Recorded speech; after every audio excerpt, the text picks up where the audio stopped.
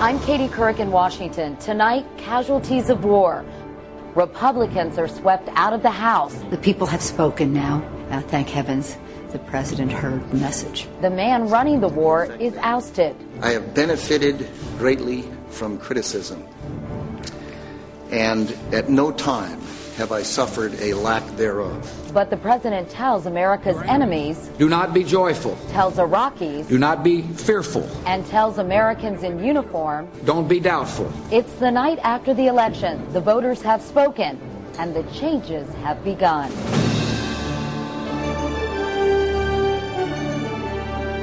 This is the CBS Evening News with Katie Couric reporting tonight from Capitol Hill. Hi, everyone. The Democrats are in. Donald Rumsfeld is out. It's a tidal wave of change. Today, President Bush explained what happened simply and directly.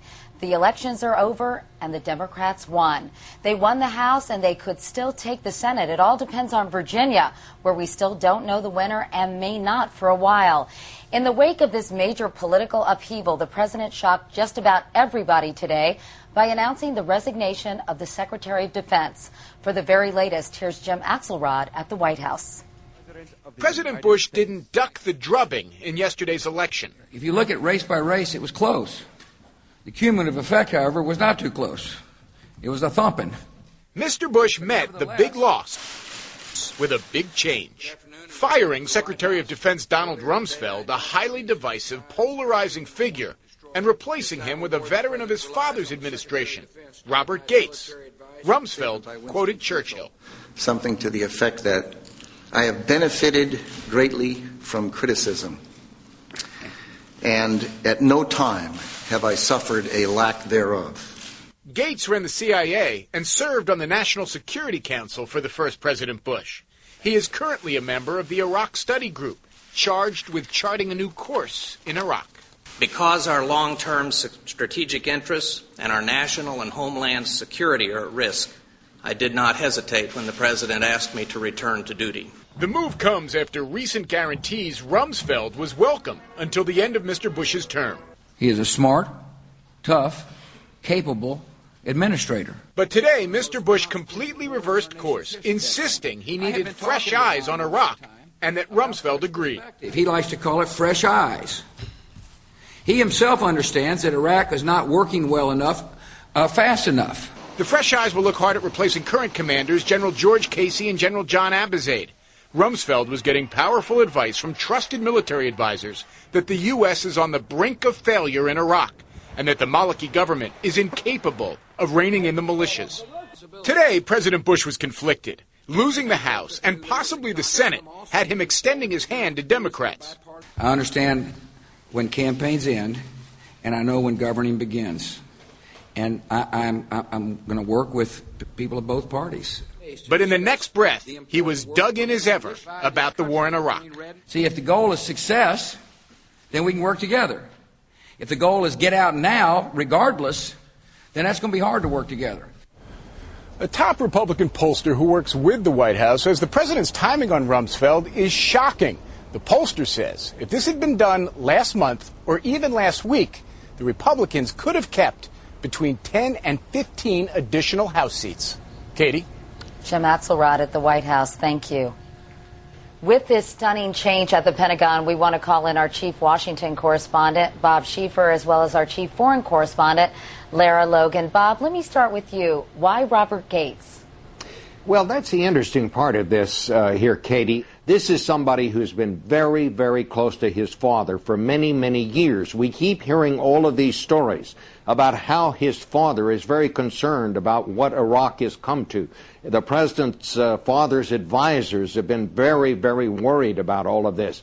The fact that he is going to that circle, and he's been very reluctant to do that in the past, suggests to me that we're about to see a major reevaluation of what we're doing in Iraq and where we go from here. This is extremely significant. Do you think this is the beginning of a troop withdrawal?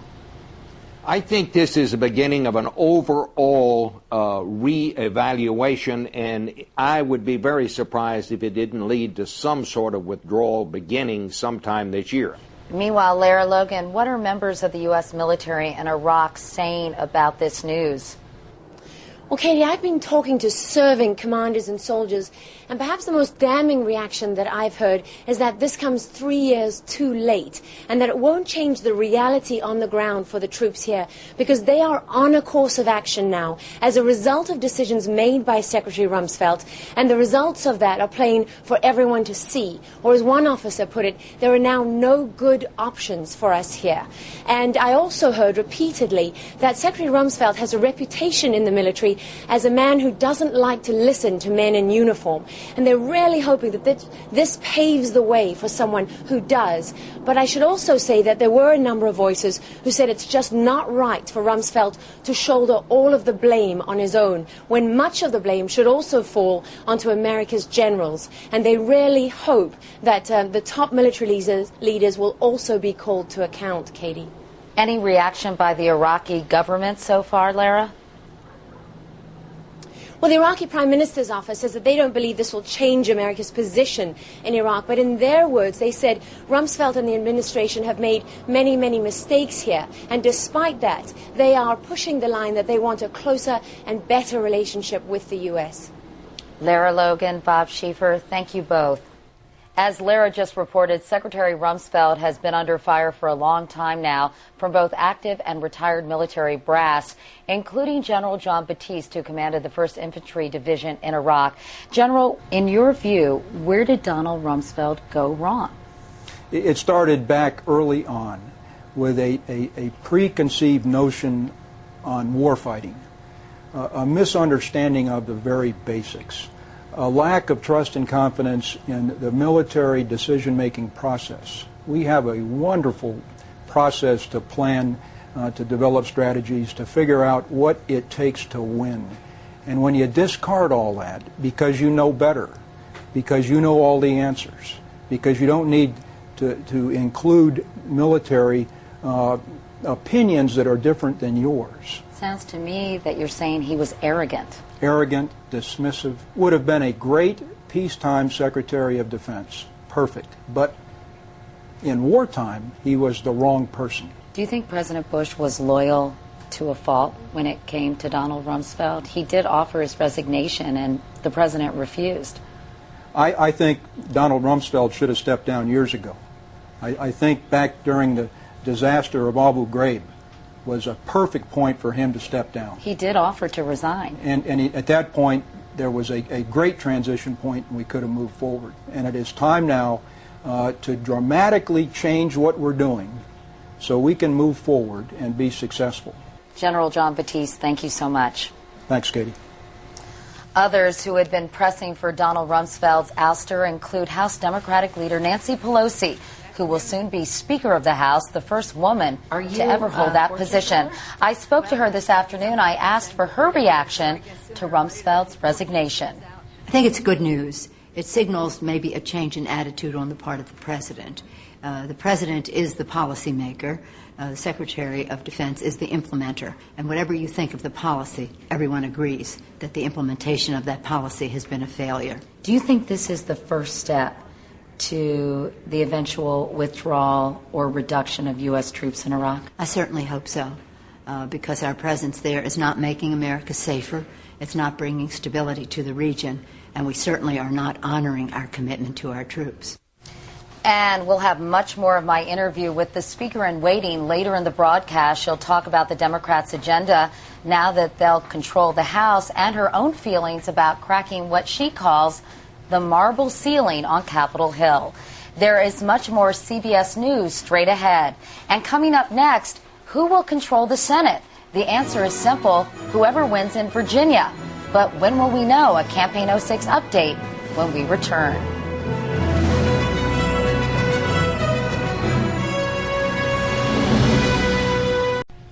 Pick your line, a house cleaning, a blue wave sweeping over Congress. Whatever you call it, the Democrats will soon be in charge in the House and could capture the Senate as well. The new House will have at least 230 Democrats, 198 Republicans. In the Senate, the Democrats won another close race today in Montana, where John Tester defeated Republican incumbent Conrad Burns. Here's where it stands now in the Senate: 49 Republicans, 48 Democrats, with 2 independents who will align themselves with the Democrats. So it all comes down to the last undecided race in Virginia. Democratic challenger Jim Webb has a razor-thin lead over Republican incumbent George Allen. If Webb wins, the Democrats take control. If Allen hangs on, the GOP hangs on. It will be 50-50, but Vice President Cheney will break the tie. And as Byron Pitts reports tonight, it may be a while before we know. Today, Democrat Jim Webb had the look of a man who believes the Virginia Senate race is over and that he won. I feel good. All the numbers look good for us. But only about 7,000 votes now separate Webb from incumbent Republican Senator George Allen, who has not conceded. I know you're going to be like a bunch of eagles and hawks watching how every one of these votes are accurately counted. Poll watchers and lawyers from both campaigns stood by as election officials throughout the state reviewed vote totals, a process that will take at least 2 weeks. Under Virginia law, a candidate who finishes 1 percentage point or less behind can request a recount, a decision the Allen campaign will make after votes are certified November 27th. Thank you. When you're operating in a margin of 0.3%, there's reason for hope that those shifts could go our way. But Virginia political science professor Robert Halsworth says a bitter legal fight could damage Allen over the long term. I think what George Allen is going to have to choose is whether he wants to have a political future in Virginia in another election or whether he's going to roll all the dice on this election. No one should expect a repeat of the Florida recount from 2000. In fact, Virginia rewrote some of its election laws to avoid that mess. Byron Pitts, CBS News, Richmond. There were some Republican success stories in this election, like Governor Arnold Schwarzenegger of California. He appeared to be in trouble early in the campaign, but wound up easily winning re-election. National political correspondent Gloria Borger has some other election notes you might have missed. Hi, Gloria. Hi, Katie. And Katie, here are some interesting trends in this election that could get lost among all of today's big headlines. Call him Senator Kingmaker. If the congressional centrists are looking for a leader, it might be Joe Lieberman. The newly independent senator would be courted by both parties looking for votes. A majority of women, 56%, voted for Democrats, 43% for Republicans. That's a bigger margin for the Democrats than in 2004 and 2002. Women made the difference in Missouri and Montana. Washington scandals did not deter evangelical voters. 70% of them still voted Republican, but it wasn't enough to stem the tide. About 6 in 10 voters agree with the president that illegal immigrants should be offered a chance at legal status. Most voted Democratic. That might lead to a compromise. Deval Patrick becomes the first African-American governor of Massachusetts, and Keith Ellison of Minnesota becomes the first American Muslim elected to Congress. And not to be forgotten is Hillary Clinton. She won big, and she collected IOUs from the 40 candidates she campaigned for, and that never hurts, Katie. And Gloria, so is this the first day of the 2008 presidential campaign? I'm going to hold my breath and say you bet it is, and I think, Katie, if the Democrats take over in the Senate, which could happen, they're going to be held responsible here, and their candidates are going to have to vote on a lot of tough issues. All right, to be continued. Thank you, Gloria. Coming up next, more of my conversation with the woman in line to be Speaker of the House. And tomorrow, caring for your parents. How safe are those assisted living facilities? The first report in our series, Aging in the Shadows. More now on the history that was made by the Democrats last night. For the first time, a woman will become Speaker of the House, second in the line of succession to the presidency. Nancy Pelosi is 66 years old. She's represented San Francisco in California's 8th congressional district for almost 20 years. She first ran for office after her 5 children were grown. She also has 5 grandkids, with number 6 on the way and overdue. Congresswoman Pelosi has a long list of priorities for her new job. One potential obstacle: she and the president have said some pretty nasty things about each other. I never called the president a liar. That I never did. I said it's time for the president to tell the truth to the American people. I think that much of the truth has been withheld from the American people. But you have called him dangerous and incompetent, right? That's right. Well, if you take a look at the implementation of the policy in Iraq, If you look at Katrina, you look at the rest, I think that there was a lack of judgment on how we proceeded in both cases. Now the election is over, the campaign is over. Democrats are ready to lead, we're prepared to govern, and we look forward to working in a bipartisan way with the President and the Republicans in Congress.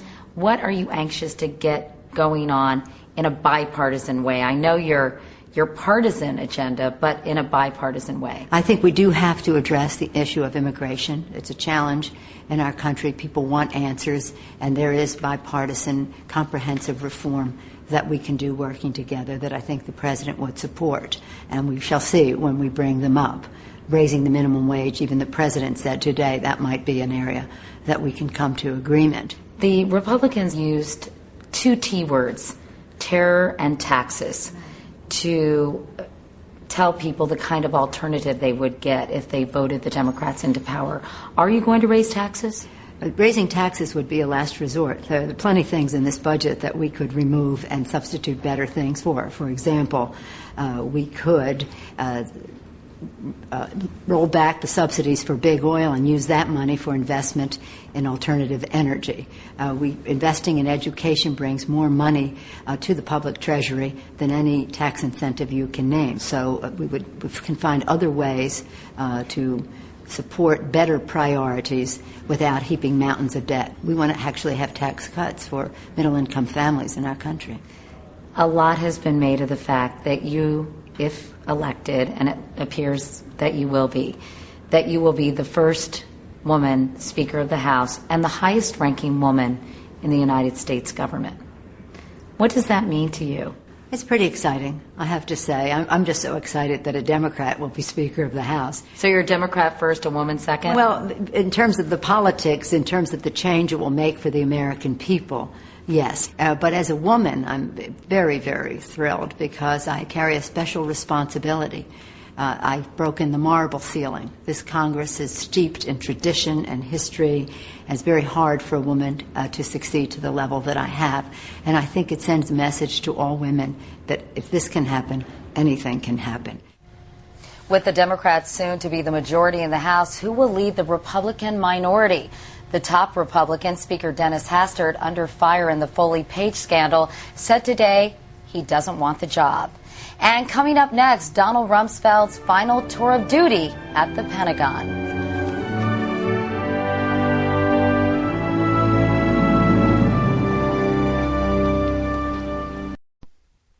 We end tonight where we started, with Donald Rumsfeld. By the time he leaves the Pentagon after his replacement is confirmed, Rumsfeld will be the longest-serving defense secretary ever. He served two presidents 25 years apart. Then 43 years old, now 75, he's both the youngest and oldest man to head the Pentagon. And on his second tour of duty, he ran into enemy fire right away. Here's Bob Orr. From the moment he was sworn in, there have been people trying to push Donald Rumsfeld out. He clashed with the uniformed brass, and his plans to overhaul the military led to rumors of his ouster as early as 2001. But then 9/11 intervened. That day, the embattled defense chief worked side by side with paramedics to rescue the injured. In short order, he led the U.S. into two wars, first in Afghanistan, later in Iraq, insisting Saddam was hiding weapons of mass destruction, including VX, sarin, mustard gas. When things turned sour after Baghdad fell, Rumsfeld chastised the press and dismissed fears of a growing insurgency. Pockets of dead enders are trying to reconstitute. While he sometimes showed the flag with the troops, Rumsfeld often infuriated his critics with flippant quips, often seen as arrogant. A soldier once asked him why troops weren't better protected against roadside bombs. You go to war with the army you have, not the army you might want or wish to have. With the scandal at Abu Ghraib and a mounting casualty count, a parade of generals called his war strategy flawed. Donald Rumsfeld is not a competent wartime leader. Yet he repeatedly beat back calls for his head. Isn't it time for you to resign? I've offered my resignation to the president twice. But with an especially deadly October and Iraq tipping towards chaos, the defense chief increasingly found himself playing defense. And late today, he bid his troops farewell. They have my respect. They will remain in my prayers always. Thank you. An emotional end to 6 stormy years. Bob Orr, CBS News, Washington. And that is the CBS Evening News this very busy day after Election Day, with thanks to the Jones Day Law Firm for this magnificent view of the Capitol. I'm Katie Couric in Washington. Thank you so much for watching. I'll see you tomorrow from New York. Good night.